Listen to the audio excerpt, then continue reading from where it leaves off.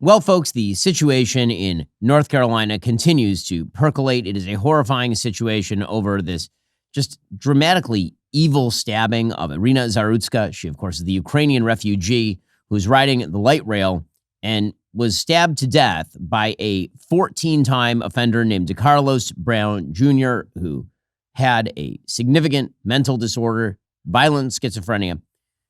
The reason that this continues to be in the news is not just because of all of the issues that you would expect. The media's willingness to ignore the actual story because, after all, the races don't match up with their preferred racial narrative. Not just because the footage is so horrifying. But there's another aspect of it that has now, I think, grabbed public attention. And that is the horrifying tragedy of the fact that as this crime went down, nobody moved. If you go all the way back to 1964, there's a very famous case from Queens called the Kitty Genovese case. In that case, allegedly, there was a woman who was and murdered in a relatively crowded apartment complex. And supposedly, there were something like 38 people who heard what was going on, and none of them actually did anything. Now, as it turns out, there were some who sort of heard scuffling or heard yelling but didn't know what it was. There were some who tried to call the police, but there was no 911 system in place. That case was so horrifying to the nation because it was a full 30-minute period in which Kitty Genovese was being and then murdered that the entire nation was shocked, and there was all sorts of work that was done on how to make systems like the 911 system better, how to train people to overcome what's known as the bystander effect. The bystander effect is where there are a lot of people in a particular situation, something bad is happening, and everybody expects someone else to do something, and so nobody does anything. It's a collective action problem. Well, as it turns out, that collective action problem is not relegated to 1964, and in a world in which people have become more and more disconnected from one another, you are going to see more and more suffering. The tape that has now emerged of the actual slaying of Iryna Zarutka is horrifying in the extreme. For 1 minute and 35 seconds after Iryna Zarutka is stabbed in the neck, no one does anything. 1 minute and 35 seconds. And there are people around her. You can see from the original shot that was released to the public, from the light rail train, you can see that there are a bunch of people who are sitting nearby. There are at least 4 people who are sitting nearby during this particular stabbing. You can run the tape and you can see their reaction, which seems to be to go right back to looking at their phone. She, of course, begins to cry. One man stands up, seems a little bit surprised, and then just sort of walks forward. There are at least 4 other people who are sitting there doing literally nothing. One woman looks over at her, puts her backpack on, sort of moves away from her in the car. I know the temptation of some is going to be to say that that is a racial issue because the woman who is stabbed is white and the other members of the car are black. But this really doesn't have to do with race because it turns out that the first person to respond to her tragedy is a black man who comes over and brings a shirt and tries to stanch the bleeding. But the point is this. As human beings, we are utterly unprepared mentally, emotionally to deal with tragedy. I think we all ought to look into our own hearts and really determine whether we would be the person who stands up and does something. Just as human beings, I think that there are kind of 2 things that needed to be done here. One, of course, would have been to tackle the assailant. Unless you are a true hero, a person who's trained for that, like Daniel Penny was on the New York subway, you probably won't do anything. And Daniel Penny, of course, was then run down by the police and fully prosecuted for the crime of defending the public. And let's be real. If this had been a Daniel Penny situation, and the criminal in this case, DeCarlos Brown, had gotten up, and before he had committed the stabbing, somebody had put him in a submission hold, and he had died, and the person who put him in the submission hold was white, that person would have ended up on trial. That is the way that our political justice system too often works. But then there's a second kind of intervention, and that is, are you going to step in and help someone when they are clearly suffering in front of you in a way that there is no avoiding? And the answer is, for an enormous number of Americans, no. That they will look the other way, awkwardly move out of the way, glance at their phone while a woman literally bleeds to death. And so I want to show you what is one of the most tragic minute and 35 seconds of tape I've ever seen in my entire life. It's just horrifying in the extreme. If you don't feel this at the deepest core of your being, then you're missing something inside. This 23-year-old woman who's coming home from a job at a pizzeria gets stabbed in the neck. You can see the look of horror on her face as it happens. She clearly doesn't feel the extent to which she's been stabbed, which is not surprising when people suffer grievous wounds. Very often, they immediately go into shock. The body reacts that way. And then you will see her slump over and fall to the floor and bleed out. Well, no one does anything for 1 minute and 35 seconds, which is the time it takes to die if somebody stabs you in the jugular vein. Somewhere between 1 and 2 minutes, you're going to bleed out. What needed to happen here is somebody, if there was any shot at saving her life at all, somebody needed to stand up, move over to her, and immediately put pressure on the wound. There was no attempt to do that whatsoever. And you can see as the floor is saturated with her blood. It is truly one of the most horrifying tapes I've ever seen in my entire life. So this is just a warning. This is very, very graphic footage. So if you wish to skip forward a few seconds, then you may want to do so because it is pretty horrifying. You've been warned. Here you can see him reach around, slash her jugular vein.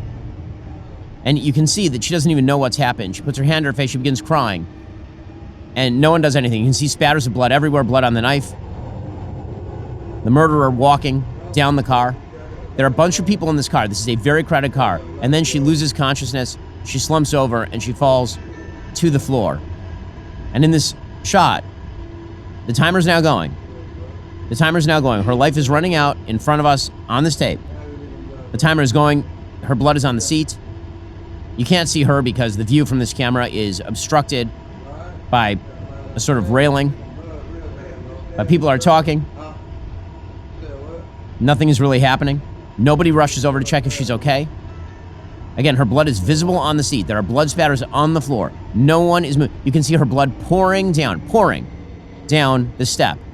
You can see there's a man who's standing literally right there. He does not move to help her. He does not move to put pressure on the wound. He does not move to check if she is all right. Nothing. He stands there and he does nothing. And you see someone else get up and move away.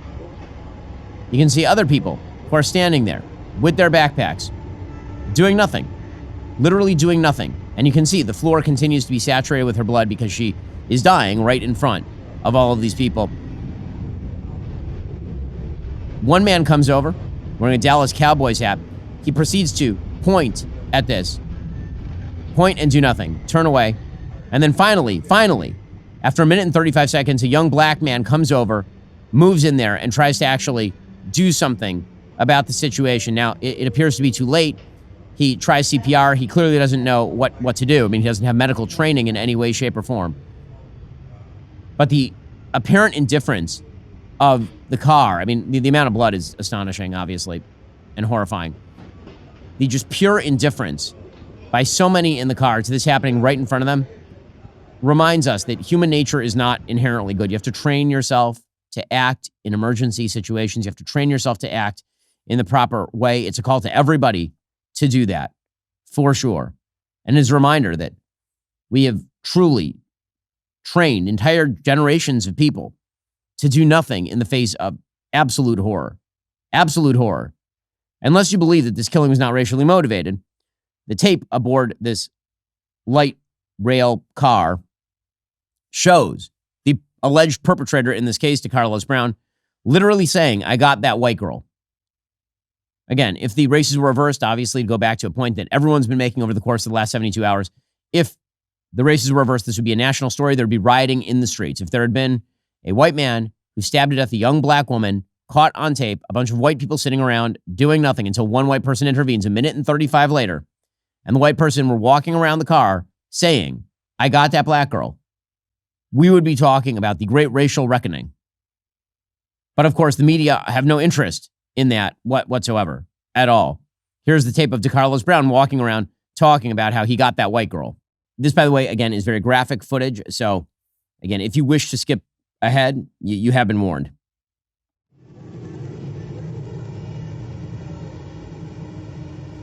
As he walks over, there's blood coming from his knife. This human piece of debris, this monster. You can see people turn their back, nobody doing anything. And again, it's not just black people ignoring this. There are white people on the car doing nothing. One man appears to turn around and then sort of move away from the situation.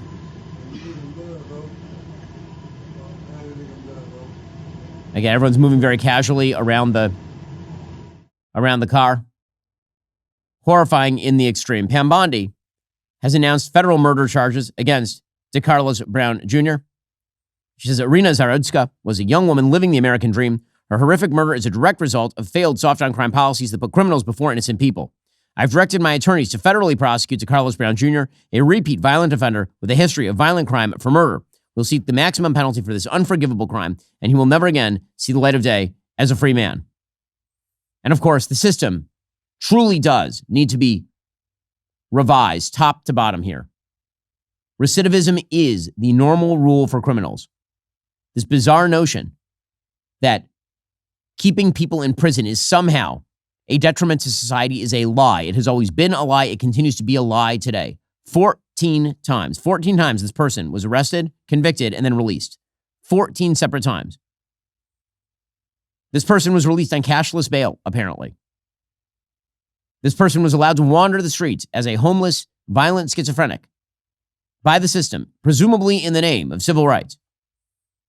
But as Matt Walsh has pointed out, my colleague, it turns out that one civil right is not being murdered aboard a train in cold blood. President Trump, for his part, he said that it's time for law and order, what he calls vicious law and order. He is not wrong about this. She was slaughtered by a deranged monster who was roaming free after 14 prior arrests. We cannot allow a depraved criminal element of violent repeat offenders to continue spreading destruction and death throughout our country.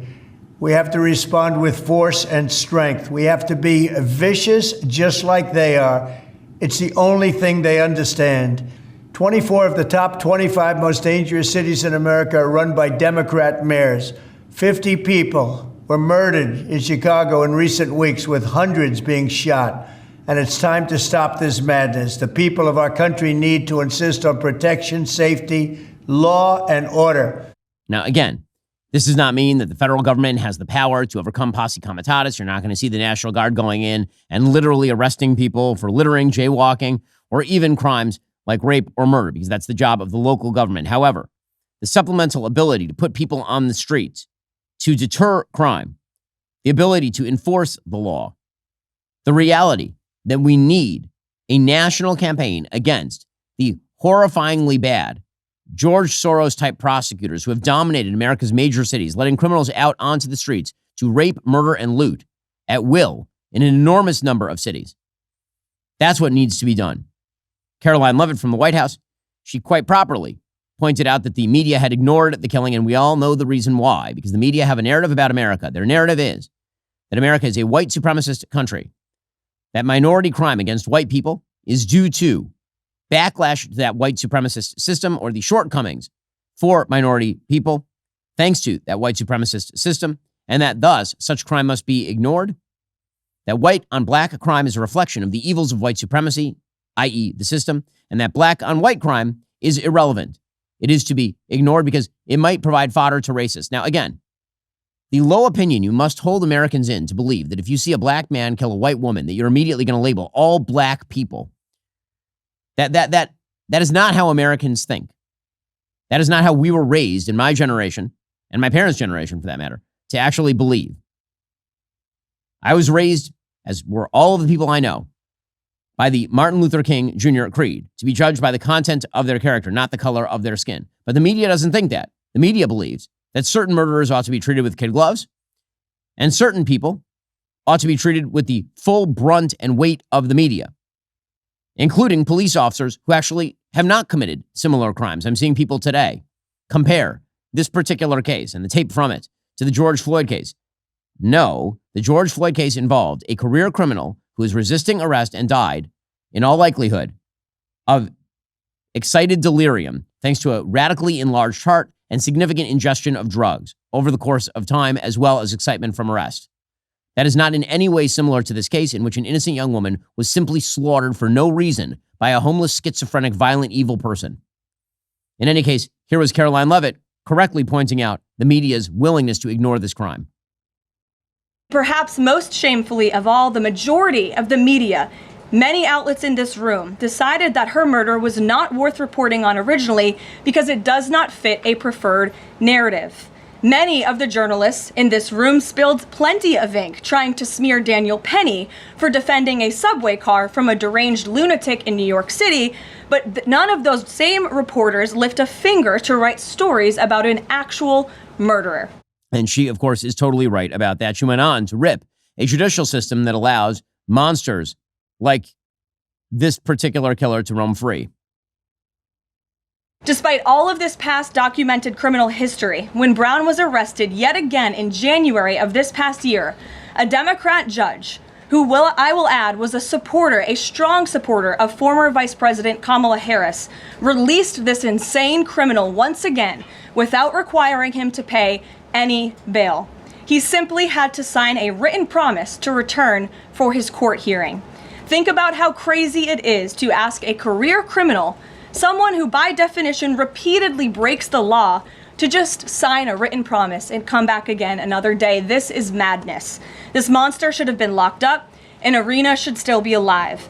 But Democrat politicians, liberal judges, and weak prosecutors would rather virtue signal than lock up criminals and protect their communities. That is absolutely true. It is absolutely true. Now, there's one further note here, a sort of poignant cap on this story.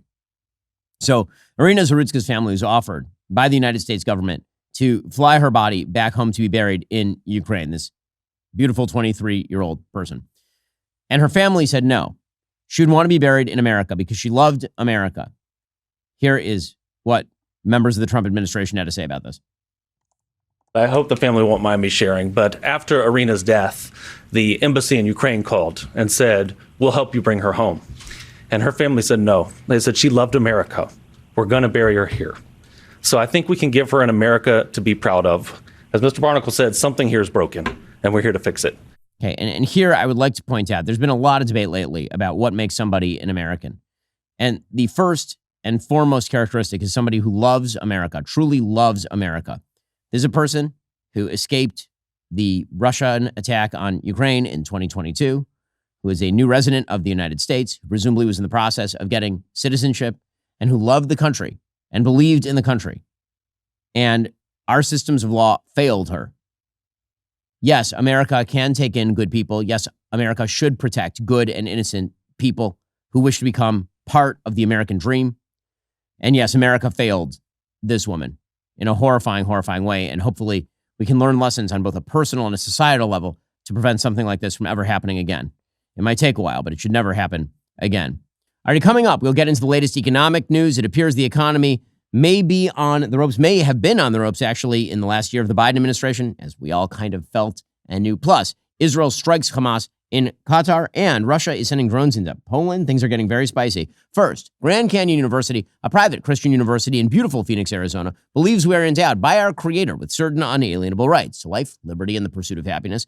GCU believes in equal opportunity and that the American dream starts with purpose. GCU equips you to serve others in ways that promote human flourishing and create a ripple effect of transformation for generations to come. By honoring your career calling, you impact your family, your friends, and your community. Change the world for good by putting others before yourself to glorify God. Whether your pursuit involves a bachelor's, master's, or doctoral degree, GCU's online, on-campus, and hybrid learning environments are designed to help you achieve your unique academic, personal, and professional goals. With over 340 academic programs as of September 2024, GCU meets you where you are, provides a path to help you fulfill your dreams. The pursuit to serve others is yours. Let it flourish. Find your purpose at Grand Canyon University. Private, Christian, affordable. Visit gcu.edu. There are so many institutions of higher education that are not educating people. They are just indoctrinating you in nonsense. Not so at Grand Canyon University. Go check them out right now. gcu.edu. Also, here's the reality. Over 90% of Americans are not getting enough dietary fiber.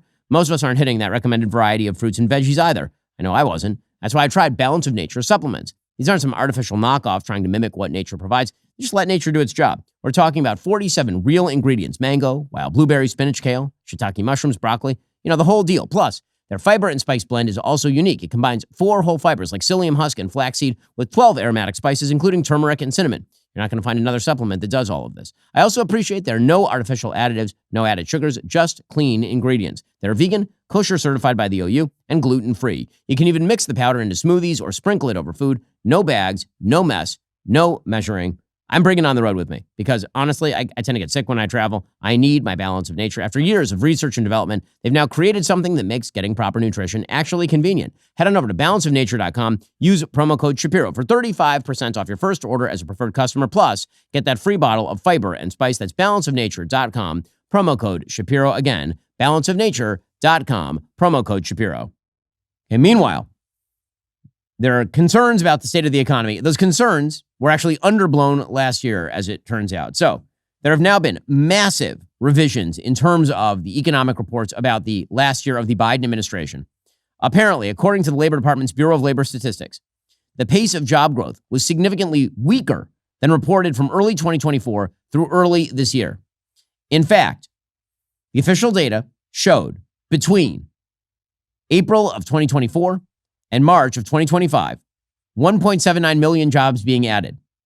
Actually, as it turns out, we overcounted by 911,000 jobs. More than half of those jobs, in other words, did not exist. So that means the average pace of seasonally adjusted employment gains moved from 147,000 jobs a month over that period to a bit over 70,000. Basically, we were in the middle of stagflation at the end of Joe Biden's presidency, continuing into today. Tuesday's report marks the largest preliminary revision on record going all the way back to 2000. That includes the wake of the financial crisis. The job market has been significantly slowing. It has been slowing for a year. That is not new. It has not been healed by the tariffs. And this is a problem. Because here's the thing. All the important things that need to be done to protect Americans, to make America safer abroad and at home, those will go by the wayside and you will end up with a Zoran Mamdani Democratic Party in charge of the country if the economy goes south. Jamie Dimon of JP Morgan is pointing out that he has worries about slowing in the economy. I think the economy's weakening. Whether that is on the way to recession or just weakening, I don't know, and that just confirms what we already thought, kind of. And I know that's a big revision. So those are big revisions. Yeah. I believe it's the biggest going back to 2000. And the day after you and I sat down in North Carolina about a month ago was the day that President Trump fired the commissioner of the Bureau of Labor Statistics. And since then, there have been some questions around, politicization of the data. And since you operate such a sprawling bank and you have unique insights, do you see any gaps between the numbers that the government's putting out and what you see within your own firm? And are you increasingly relying more on the numbers that you see within your own firm? No, we get data like you wouldn't believe. The government data is important. Our own data is important. We get data from non-government sources, and you can look at delinquency data, worldwide data, trade data. We get all of that, but trying to figure out what the economy is going to do is still hard to do with all that data. And maybe one day AI will fix that problem, but hopefully things will be okay. But you do see that kind of weakening, unfortunately. Now, again, it does feel as though things are on the precipice. It does feel as though things are on the edge. When you talk to investors, they're very worried. It's one of the reasons why the Federal Reserve is very likely to lower the interest rates, not just once, but many times over the course of the next year in an attempt to spur demand and make borrowing easier. Inflation, by the way, ate up all of America's wage gains last year, leaving household incomes little changed beyond the richest households, according to the Census Bureau on Tuesday. Inflation-adjusted median household income was $83,730 in 2024, which is exactly the same as 2023. So inflation basically ate up everything. The Joe Biden economy was incredibly weak. And again, this is a point worth noting that if the Trump administration wants Americans to feel sanguine, then the economy needs to be stronger. And it's not about the data that is coming out from the BLS. It is about the feeling that Americans have about their economic future. And their feelings about their economic future right now are a little bit dicey. And that is because levels of uncertainty. It's because of the vacillations in policy. It's because of a tremendous feeling of just roiling in the economy. And that the biggest tech companies are basically the ones who are floating the economy at this point. It's something to keep an eye on for sure. And I hope that the Trump administration reverts to Trump 1.0 economic policy. They have in some areas, deregulation and tax cuts being some of them.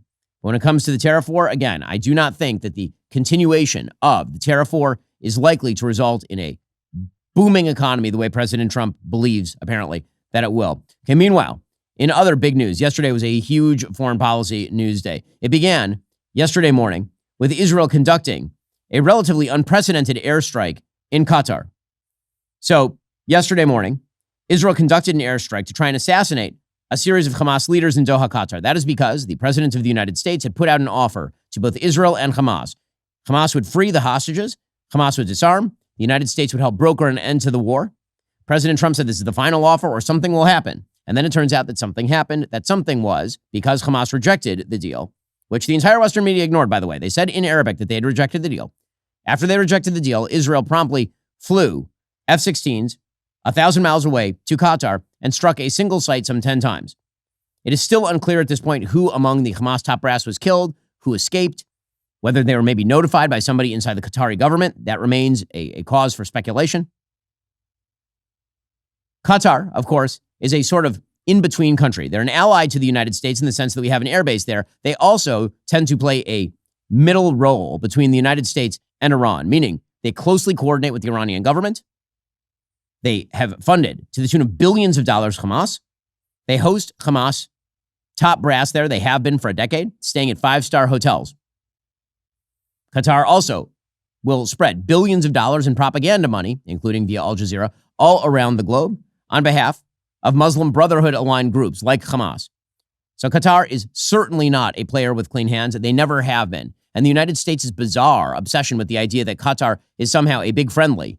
Now, Qatar is friendly in the same way that Pakistan is friendly, meaning that they're kind of, sort of, sometimes aligned. That certainly did not stop the United States from killing Osama bin Laden inside Pakistan, for example.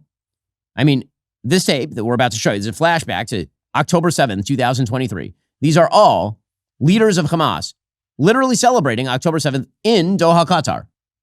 So I will shed no tears if these people were blown up, because these are some of the most evil people on planet Earth.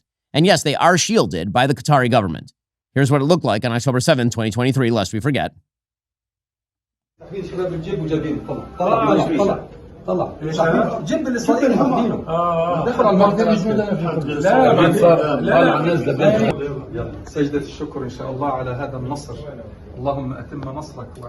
is them paying homage and being very grateful. Some of these people are dead. The leader there is Ismail Haniyeh, who was killed in an Israeli targeted strike in Iran. Delightful people in the heart of Doha, Qatar. Just wonderful. Well, the Israelis said that it was a wholly independent Israeli operation. Israel initiated it. Israel conducted it. Israel takes full responsibility.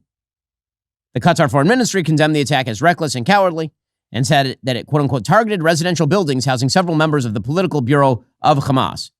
Well, those aren't like specifically residential buildings if they are, housing the political bureau of a terrorist group. The Trump administration tried to draw some distance from the actual strike. Suffice it to say, Israel would not have bombed a site in Qatar, which hosts a massive American airbase, unless America had prior notice. It is that simple. Any contentions to the contrary are false.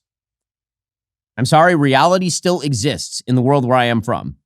And the idea that a very strong and close American ally like Israel would not have let America know in advance what was going on while flying sophisticated military weaponry 1,000 miles toward the general area of an American airbase is insane. Yes, America knew about this, but we're going to pretend that America didn't, apparently. So here's what Caroline Leavitt had to say at the White House. This morning, the Trump administration was notified by the United States military that as Israel was attacking Hamas, which very unfortunately was located in a section of Doha, the capital of Qatar. Unilaterally bombing inside Qatar, a sovereign nation and close ally of the United States that is working very hard and bravely taking risks with us to broker peace, does not advance Israel or America's goals. However, eliminating Hamas, who have profited off the misery of those living in Gaza, is a worthy goal. President Trump immediately directed Special Envoy Witkoff to inform the Qataris of the impending attack, which he did. The president views Qatar as a strong ally and friend of the United States and feels very badly about the location of this attack. President Trump wants all of the hostages in Gaza and the bodies of the dead released, and this war to end now. President Trump also spoke to Prime Minister Netanyahu after the attack. The Prime Minister told President Trump that he wants to make peace, and quickly. Okay, now again, the latter half of the statement is the actual part that matters. The whole we knew nothing, we had no idea what was coming. I frankly just don't believe that. But even if that is true, the latter part is the part that matters, in which the United States quite properly says that taking out top members of Hamas advances peace, because it does. If the people who are refusing a deal refuse to make a deal, then additional pressure is obviously necessary in order to compel a deal. And this, by the way, is Israel's last-ditch effort to force a settlement of this before a full-scale takeover of Gaza City, which is likely to be costly in terms of Israeli time, blood, and treasure. They have to go house to house in a significantly populated area, despite the fact that Israel is telling everybody in Gaza City to evacuate to humanitarian enclaves. Hamas is literally blocking roads and shooting people in order to prevent them from leaving these areas so they can use them as human shields. So this is an attempt to actually end the war in faster fashion. Qatar, of course, is not an honest broker in any of this. It would not surprise me in the slightest if we found out that Qatar had warned the leaders of Hamas to get out in time. That would not be a shock in any way, shape, or form. Some others who've been shedding some crocodile tears over this include the Kingdom of Saudi Arabia. Saudi Arabia put out a statement saying that they condemn and denounce in the strongest possible terms the brutal Israeli aggression and blatant violation of the sovereignty of the state of Qatar. The kingdom affirms its full solidarity and support for Qatar, placing all its capabilities at its disposal to assist in any measures it may take, while warning of the grave consequences of the Israeli occupation's persistent criminal assaults and its blatant violations of the principles of international law and all international norms. Just going to point out at this point that the Israeli planes would have had to fly over large chunks of the airspace of Saudi Arabia. So the chances that Saudi Arabia had no idea what was going on are approximately zero.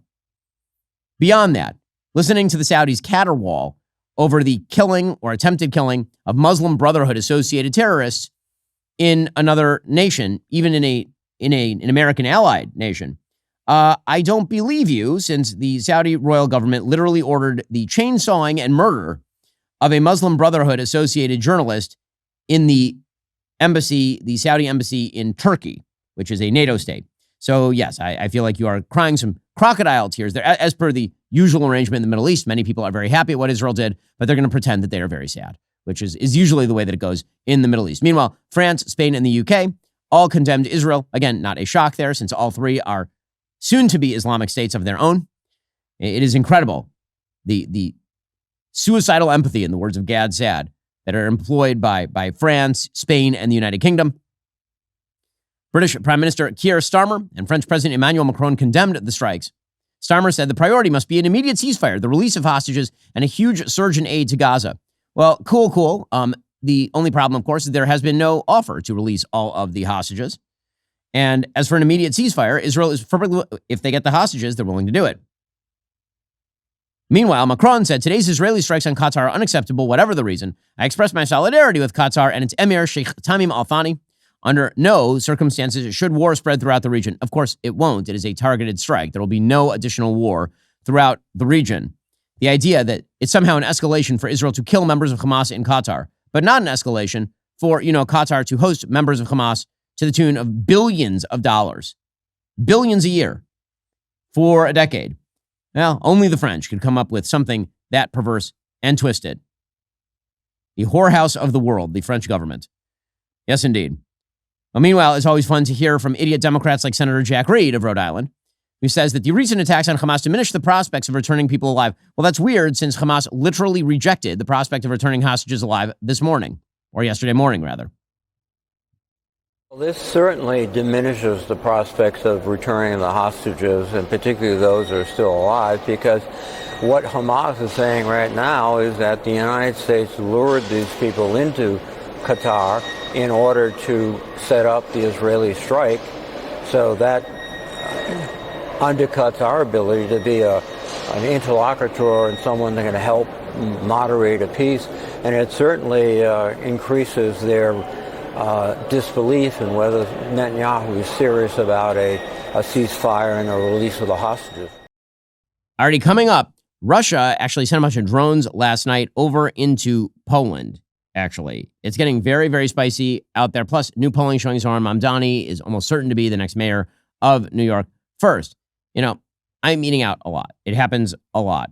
And some of my favorite meals are meals that I'm ordering out. But when I'm at home, how do I get, that kind of, listen, my wife is a great cook, but she doesn't have time to cook every night. Well, this is where Cook Unity comes in. Whether you eat to live or live to eat, Cook Unity delivers fresh, chef-crafted meals straight to your door. Their ever-expanding menu of over 300 small batch meals adapts to your dietary needs. So whether you're adventurous or have specific requirements, there's always something new to discover.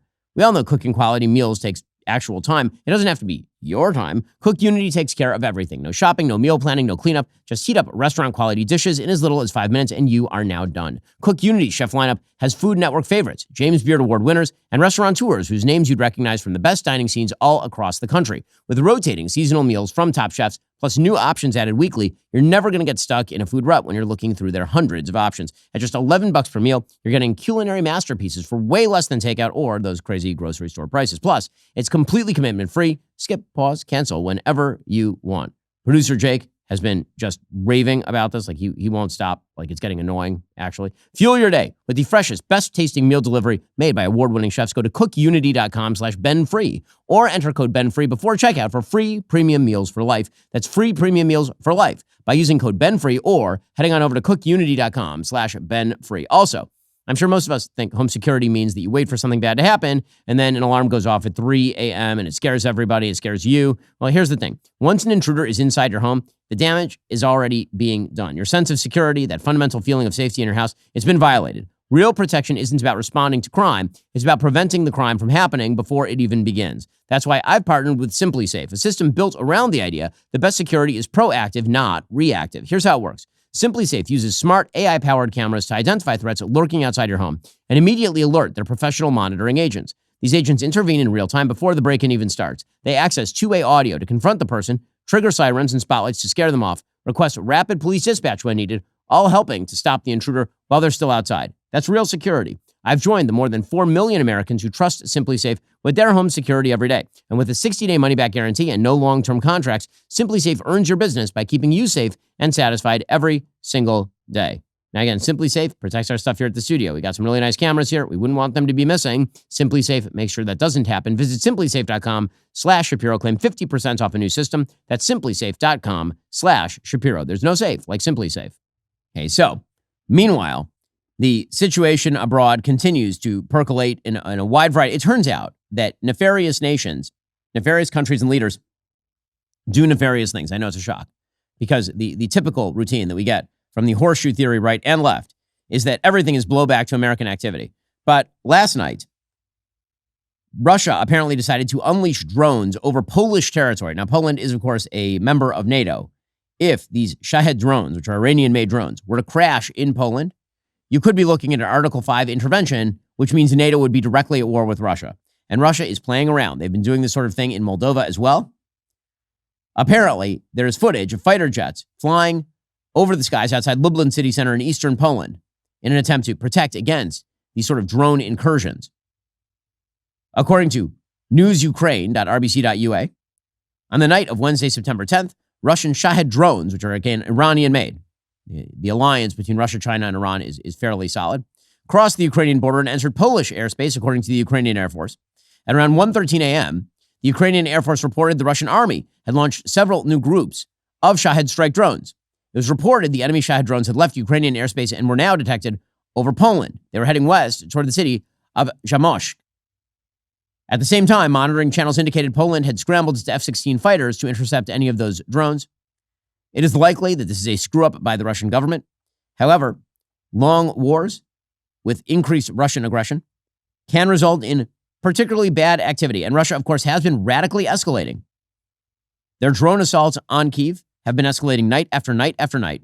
According to the Wall Street Journal, just 2 days ago, a Russian glide bomb killed at least 23, mostly elderly, in eastern Ukraine. And of course, we have seen drone attacks numbering in the hundreds of drones all across Ukraine over the course of the last week. There's no question that Russia, Iran, its allies, they are pushing.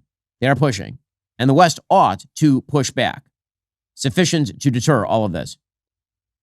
One final note on the foreign policy front. I have to say that Greta Thunberg, she would be more irritating if she weren't so hilariously incompetent. I mean, truly, truly bad at this. So apparently, Greta Thunberg, she has this Gaza-bound flotilla. This is her new cause. When it turned out that she couldn't stop the sun from making the earth warm, and she decided that the best thing to do would be to complain and whine about the Gaza Strip. And so she has twice now attempted to float her way to Gaza. The first time she was picked up and arrested. Well, her boat was in Tunisia. And she accused, and members of the crew accused Israel of hitting the boat with a drone. And this led to the usual suspects on X.com, your repository for massive amounts of human stupidity, to immediately assume that Israel was somehow droning Greta Thunberg. They weren't. I know. They weren't. What actually happened, hilariously enough, is that some moron on her boat fired a flare, and the flare came down on the boat and set it on fire.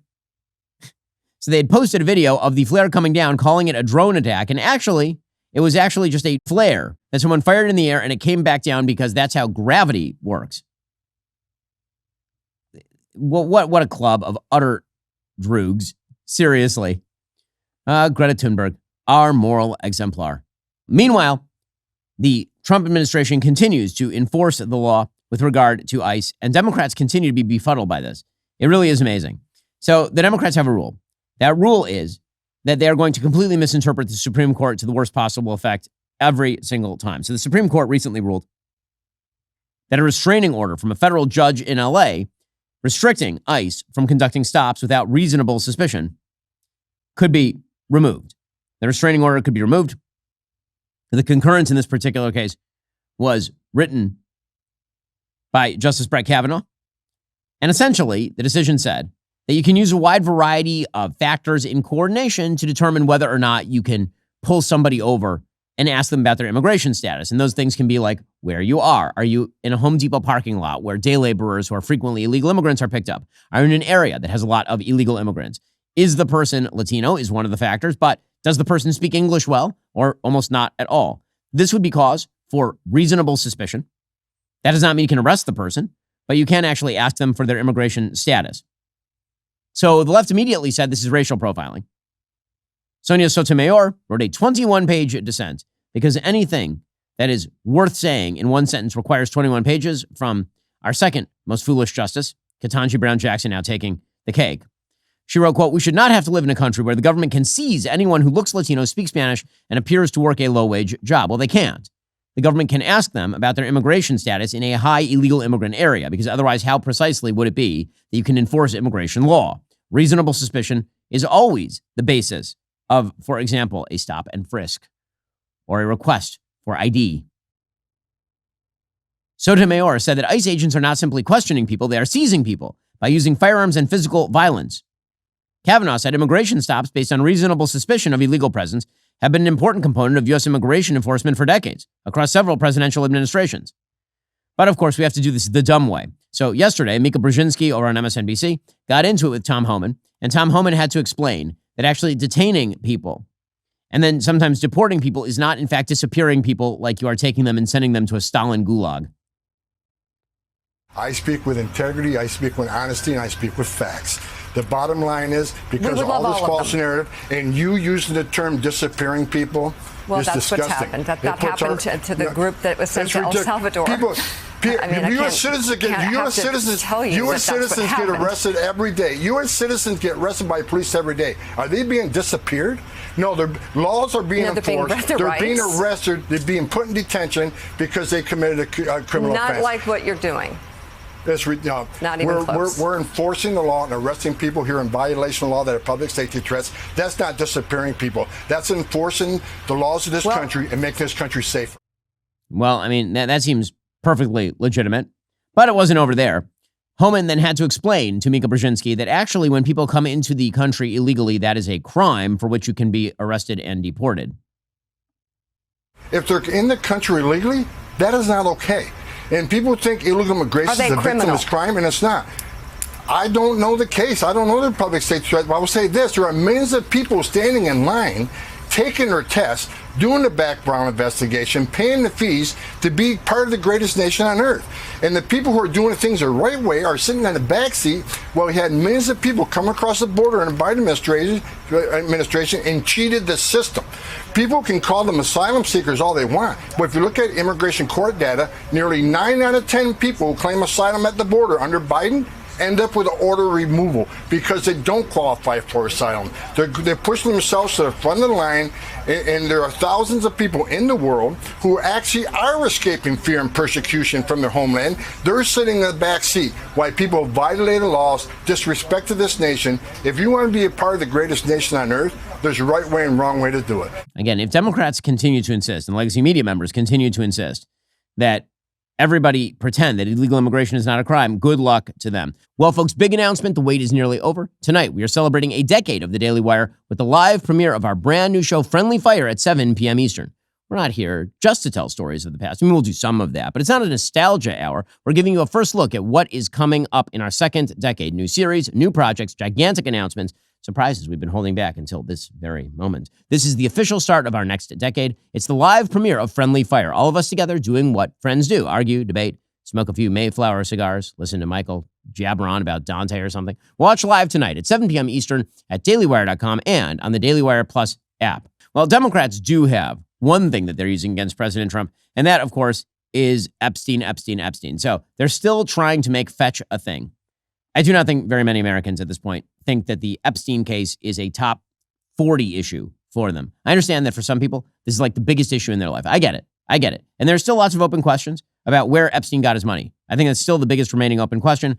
Why were some figures signing him gigantic checks, for example? I think that those are real and open questions.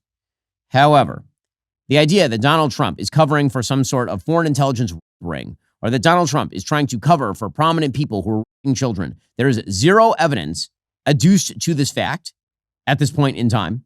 And yet, everybody continues to try to go after in the media Donald Trump because Donald Trump wrote a note before Jeffrey Epstein was ever indicted for his activities with underage girls that was sort of a racy note. Now, the Trump administration claims that Trump didn't even sign the thing. I think Trump signed it. I mean, by looking at it, that is Donald Trump's signature. I don't think Trump wrote it. I think that somebody else in his office probably wrote it, and then he probably signed it, which is something that frequently happens in, major businesses, is that you will have an assistant write a thing and you might sign it, particularly a birthday card you don't care very much about.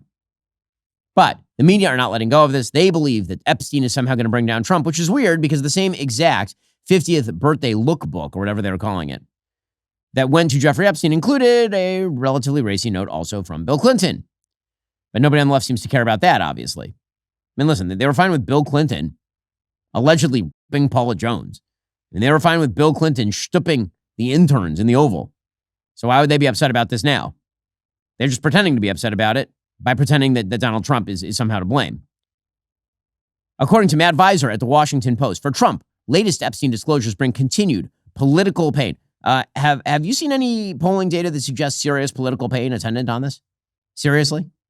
Because I think most Americans are chalking up Donald Trump's rather checkered personal life to the fact that Donald Trump has a rather checkered personal life. I do not think that many Americans believe that Donald Trump was raping underage girls or trafficking in underage girls or anything remotely like that, or covering up for people who are trafficking in underage girls. Levitt said, quote, "I did not say the documents are a hoax. I said the entire narrative surrounding Jeffrey Epstein right now that is absorbing many of the liberal cable channels on TV is a hoax." I mean, that's fair enough. Here's Maggie Haberman over at the New York Times confronting Caroline Levitt over President Trump's denial of the reality of this supposedly horrifying note. You said the Epstein documents are a hoax that Democrats are perpetrating against the president. You've said he didn't sign that check, that he didn't sign the birthday card that he allegedly signed. So what is the theory, since these documents came from the Epstein estate? Who is I guess in your view, faking these documents? I did not say the documents are a hoax. I said the entire narrative surrounding Jeffrey Epstein right now that is absorbing many of the liberal cable channels on television is a hoax that is being perpetuated by opportunistic Democrats like Ro Khanna and the others whom you saw on that press conference outside of Capitol Hill, who are trying to push this hoax against the President of the United States. What exactly is the hoax? I'm just trying to understand what's fake. What's fake is not the documents. The hoax is the Democrats pretending to care about victims of crime when they do not care about victims of crime, when they have done nothing to solve crimes, when they have done nothing to lock up child and child rapists across the country, and when they are now using victims as political props to try and, again, smear the President of the United States and drag on this bad story about him. It is a distraction. The Democrats view this story as nothing more than an attempt to distract from the accomplishments and the achievements of this administration. And that is what we mean when we call it a hoax. And meanwhile, Thomas Massie, who has been making this his signal issue, mainly because he's seeking to undermine President Trump's credibility. He doesn't like President Trump's foreign policy. That's really what this is about. And so Thomas Massie has decided this is his big issue. He was with James O'Keefe discussing.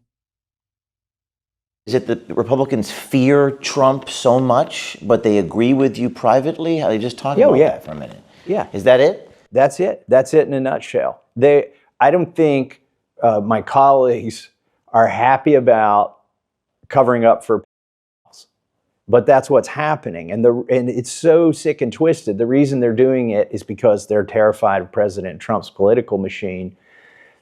Not just his legislative affairs folks are reaching out from the White House to every Republican member of Congress who might think about co-sponsoring this. They're getting calls from the political machine that Donald Trump runs. We've got members of Congress who have aspirations of running for statewide office, and they can't win a statewide office in a Republican primary with Donald Trump on the other side. So they're terrified of him. Okay, or maybe many Republicans look at this case and, given the fact that Dan Bongino and Kash Patel and Pam Bondi and the president and the vice president and everybody else has access to all this information, they think there's not a lot of there, and this actually is just another attempt to harm President Trump's presidency. Because that seems, pretty credible. Okay, quick update from New York. Apparently, Zohran Mamdani now maintains a very large lead in this New York mayoral election. In New York, about to commit political suicide here. So, good luck to them. This new poll shows Zohran Mamdani at 46%, Andrew Cuomo at 24%, Curtis Sliwa now at 15%, and Eric Adams holding on for dear life at 9%. Now, it is true that if you combine everybody except for Mamdani, then they do have a slim lead, theoretically, over Mamdani. However, nobody has shown real interest in dropping out at this point. And so that basically guarantees that Mamdani is going to remain the frontrunner. Now, I think it is worth noting here how just far to the left the people of New York City are. Mamdani has an incredibly low approval rating when it comes to dealing with crime. His approval rating in dealing with the Trump administration is quite low. His strongest points are in dealing with affordability, where he really just says the word over and over, but has no idea how to achieve it, and on housing. But he also scores fairly strong marks with regard to the Israeli-Palestinian conflict, showing what I've been saying all along, which is that inside the Democratic Party, being a complete Islamist psychotic about the Middle East actually is a feature, not a bug anymore, which we could have adduced from the fact that Ilhan Omar and Rashida Tlaib are actually quite popular inside the base of the Democratic Party at this point. Well, if New York wishes to do this, they're going to get it good and hard because that is the way that democracy actually works. Alrighty, in just a moment, we're going to jump into the vaunted Ben Shapiro Show mailbag. But remember, you have to actually be a member. If you're not a member, become a member. Use code Shapiro. Check out for 2 months free on all annual plans. Click that link in the description and join us.